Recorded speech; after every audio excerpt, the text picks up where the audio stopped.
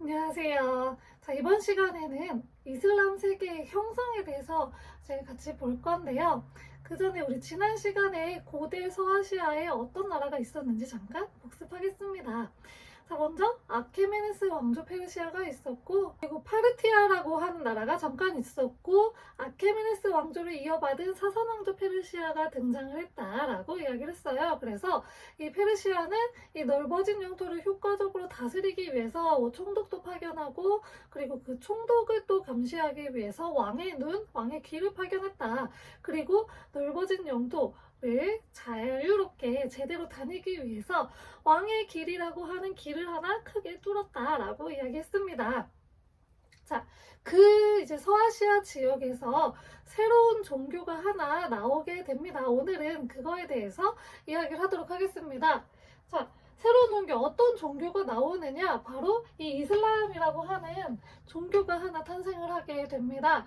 자, 여러분들은 이슬람이라고 하면 어떤 이미지가 떠오르세요? 아무래도 그렇게 좋은 이미지들은 많이 떠오르지 않으실 거예요. 이슬람에 대해서 전반적으로 이제 이미지가 많이 안 좋은데요.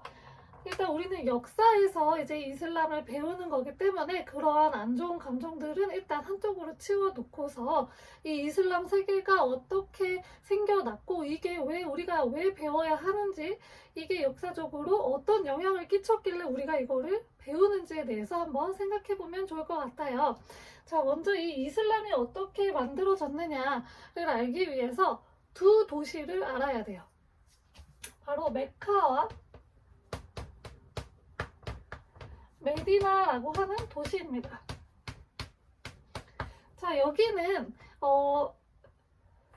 이렇게 사산왕조 페르시아가 이쪽에 있었고요.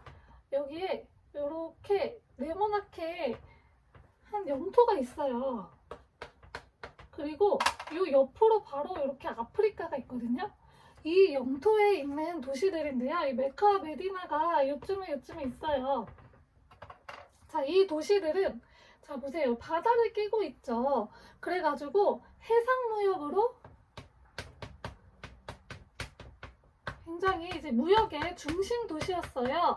그러다 보니까 여기에서 이제 상인들이 막 부를 축적을 하기 시작을 해서 돈을 많이 버는 상인들이 등장을 해요. 그러면서 좀 이제 돈이 많은 사람들이 등장을 하게 되니까 빈부격차도 좀 이렇게 벌어지게 되고, 그리고 그러면서 좀 사회가 혼란이 생기고 갈등이 생기게 됐어요. 그 가운데서 이제 누가 등장을 하냐? 바로 무함마드라고 하는 사람이 등장합니다. 이 무함마드는 자기가 알라의 계시를 받았대요. 그래가지고 이 혼란스러운 상황을 좀 이제 안정시키기 위해서 자기가 계시를 받았다라고 하면서 이때 이제 이슬람교를 만들게 됩니다. 종교를 만든 거예요. 자기가 알라의 계시를 받아서 종교를 이제 개창을 하게 된 거죠. 그게 바로 이슬람교고요. 처음에는 이제 메카에서 세력을 모았어요. 근데 이 이슬람교의 교리 중에 하나가 무엇이냐? 모든 사람들이 평등하다는 거예요. 모든 사람들은 평등하고 똑같다, 그런 걸 주장을 하니까 이 메카에서 돈을 벌어서 이제 좀 부를 축적한 상인들이 불만을 갖기 시작을 한 거죠. 이제 보수층의 그런 귀족들이 뭐가 평등하냐, 내가 돈을 더 많이 벌었으니까 내가 더 위에 있는 거 아니야? 이러면서 좀 불만을 갖기 시작을 해요. 그래서 이 무함마드의 이슬람교를 탄압을 하기 시작을 합니다. 그래서 이 무함마드가 메카에서 메디나라고 하는 곳으로 피신을 가요. 이 메디나로 피신을 간 이 해를 해지라라고 부르고요. 이 해지라라고 부르는 이 해부터를 이슬람교의 이제 원년으로 계산을 합니다. 그래서 이때부터 이제 이슬람교가 거의 시작이 됐다라고 보시면 되고요. 이 해지라를 겪으면서 이 메디나에서 신앙 공동체를 만들어요. 그러면서 여기서 세력을 키워가지고 다시 메카로 갑니다. 그래서 이 메카를 정복을 해요. 그래서 이 지역에다가 이슬람교를 정착시키게 되는 그런 이제 일을 합니다. 그러면서 이제 이쪽 지역이 지금도 이제 이슬람교를 많이 믿고 있거든요. 그래서 여기 이슬람교의 세력이 확장이 되었습니다. 그러면서 왕조들이 하나둘씩 이제 나타나기 시작합니다. 가장 먼저 등장한 왕조는 이제 칼리프를 뽑았던 시대인데요. 그거를 이제 정통 칼리프 시대라고 불러요.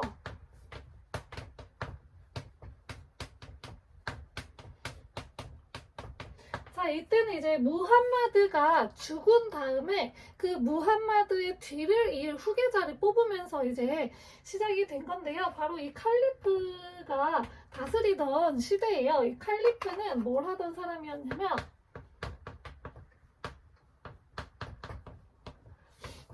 칼리프는 일단 이슬람 교잖아요. 종교예요. 그래서 종교적 지배자도 하고요. 거기에다가 이제 그런 나라를 다스리는 정치적 지배자도 함께 겸했던 게 바로 칼리프입니다. 이 칼리프가 이제 이슬람 전체를 다스리는 정통 칼리프 시대가 시작이 되었습니다. 이 칼리프는 어떻게 뽑냐면 합의를 해서 선출을 해요. 그걸 합의제 선출이라고 합니다. 사람들끼리 회의를 해서 합의를 해서 이 사람을 칼리프로 세웁시다 하면은 그 사람이 칼리프가 되는 거죠. 그래서 그렇게 해서 칼리프를 뽑았고요. 자, 근데 이제 어떤 일이 벌어지냐. 4대 칼리프였던 알리가 있어요. 이 알리가 누구냐면 무함마드, 이슬람교를 창시했던 무함마드의 사촌이자 사위였어요. 그래가지고 얘가 이제 칼리프가 됐는데 누가 불만을 갖냐. 무아이야라고 하는 사람이 있어요. 이 무아이야라는 사람이 불만을 갖고 알리를 암살합니다. 그래서 5대 칼리프로 무아이야가 되는데요. 이 무아이야가 지금 너무 이 칼리프 선출이 중구난방이었기 때문에 사회가 어지러운 거다. 이 칼리프를 한 집안에서 이제 세습을 해야 된다라고 해서 우마이야, 자기가 우마이야 가문이거든요.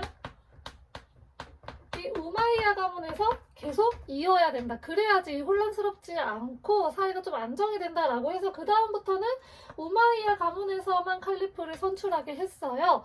그래서 우마이야 왕조가 개창이 되었습니다.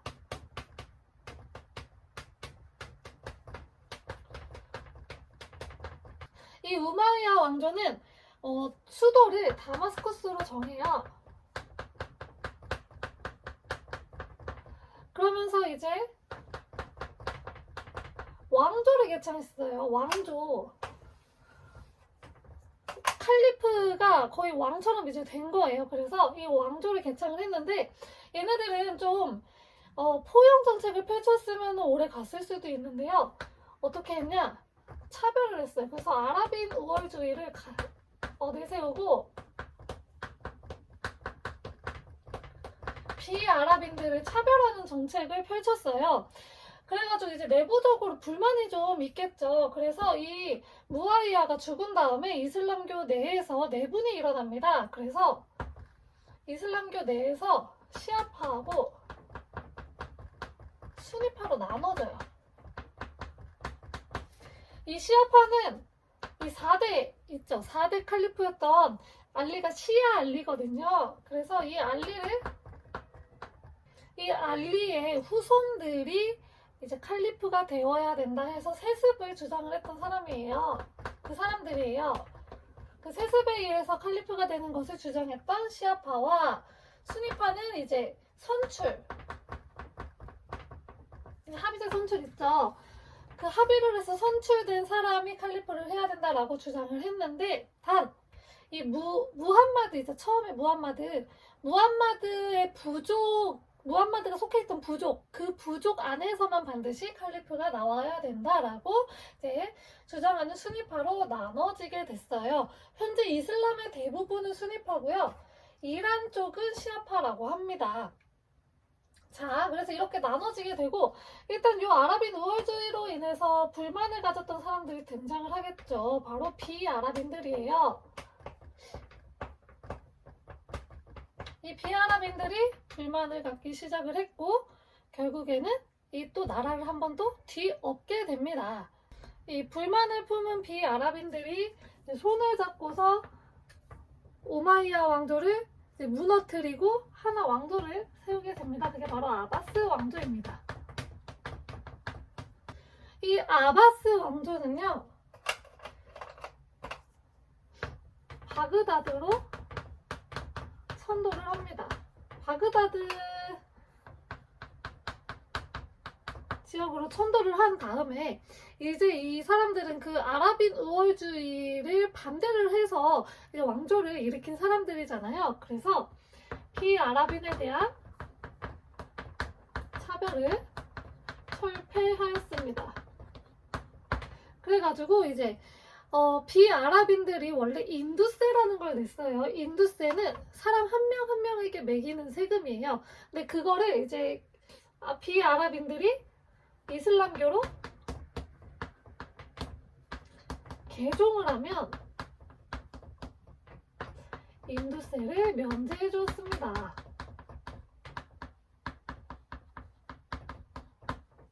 이런 식으로 해서 이제 비아랍인에 대한 차별을 완화를 했고 또 궁정 친위대가 있어요.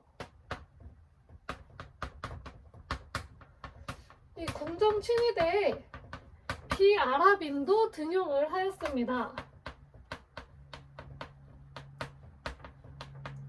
비아랍인도 같이 등용을 해서 이 비아랍인들에 대한 차별을 계속적으로 철폐를 하는 그런 정책들을 실시를 했어요. 자, 그리고 이 아바스 왕조는요, 그 당시에 중국에 당나라가 있었거든요. 이 당나라하고 전투를 하나 벌이는데요. 그게 바로 탈마스 전투예요. 자, 여기서 바로 아바스 왕조가 승리를 하면서 이 당나라가 가지고 있던 비단길의 경영권을 가져오게 되는 성과를 얻게 되었습니다. 자, 얘네가 우마이야 왕조 물리쳤다고 했잖아요. 그러면 그 남은 자녀 세력들 어디로 갔을까요? 도망을 갔어요. 후 우마이야 왕조인데요.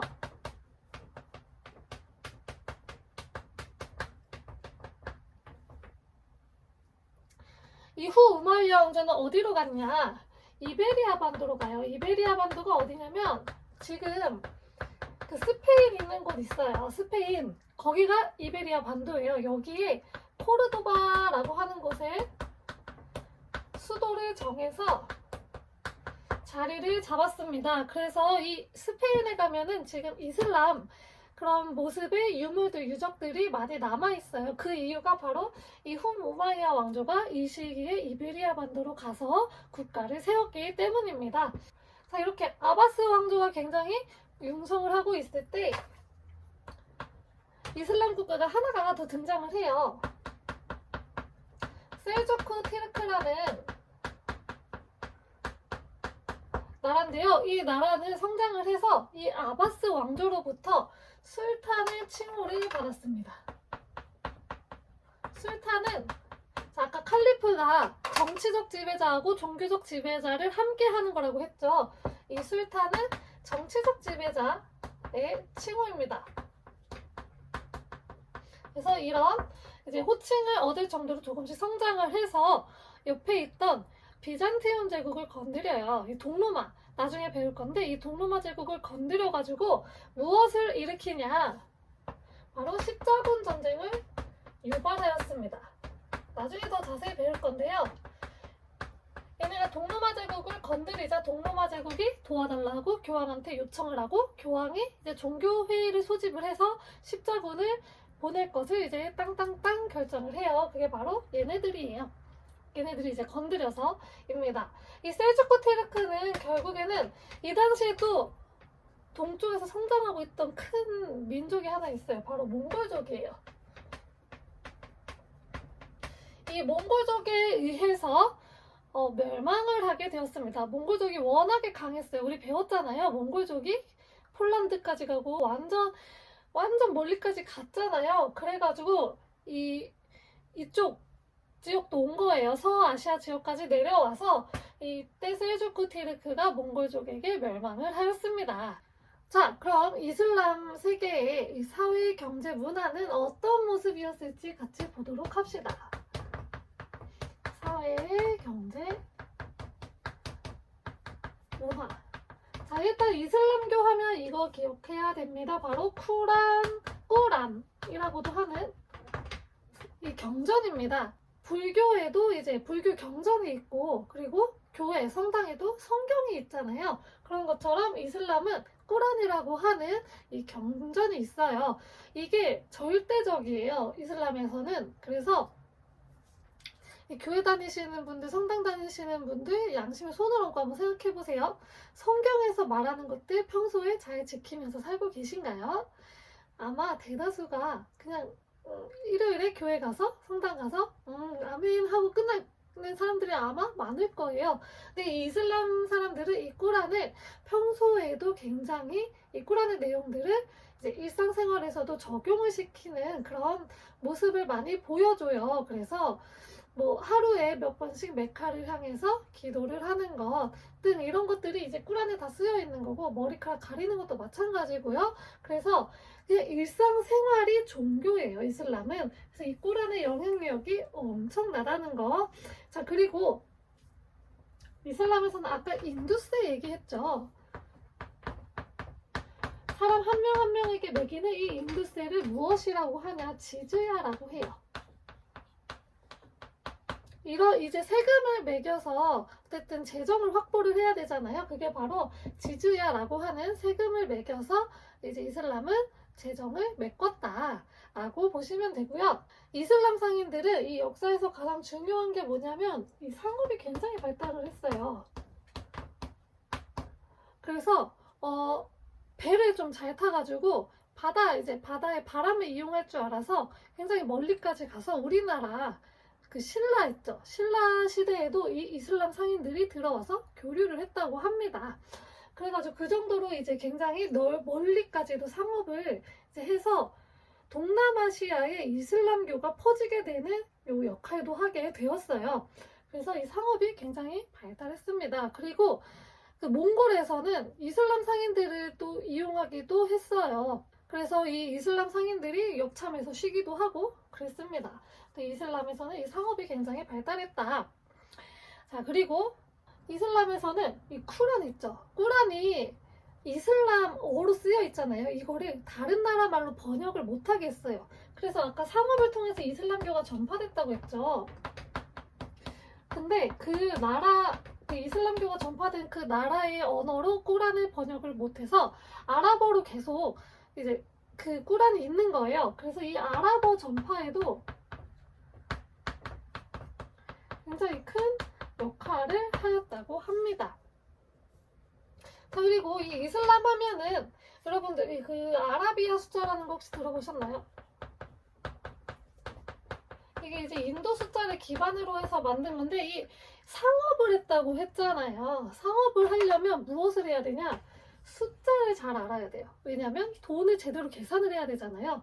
그래서 적기 쉽게, 왜냐면 나라마다 이제 숫자를 적는 방법이 다 다르니까 이게 상업할 때 굉장히 불편한 거예요. 그래서 전 세계적으로 이제 다 쉽게 알아볼 수 있게끔 상업을 위해서 숫자를 만들어서, 이게 바로 아라비아 숫자, 우리가 지금 쓰는 1, 2, 3, 4, 5, 6 이런 거 있죠.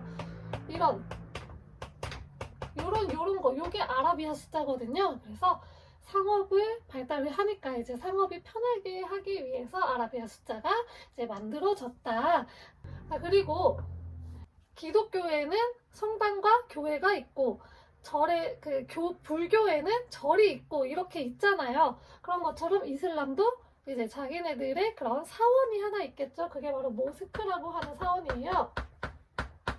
모스크는 지붕이 돔 형식이에요. 이렇게 동그란 돔 형식에다가 뾰족한 이게 있어요. 이게 있어가지고 이렇게 요런 모양을 한 요런 이제 특징을 가진 지붕을 가진 이 모스크가 이제 이슬람의 사원입니다. 그리고 안에는 이제 아라베스크 문이라고 해서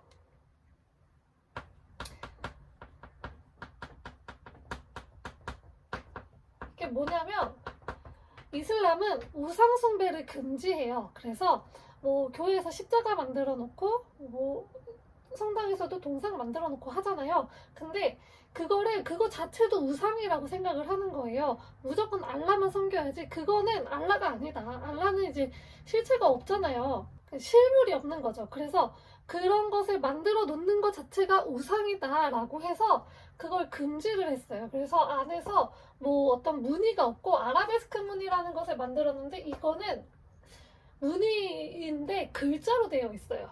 그 글자로 만들어진 무늬여가지고 그래서 우상 숭배를 절대로 못하게, 그러니까 그림이라든지 동상 이런 거 말고 그냥 글자로 만들어놔서 이제 꾸몄다고 합니다.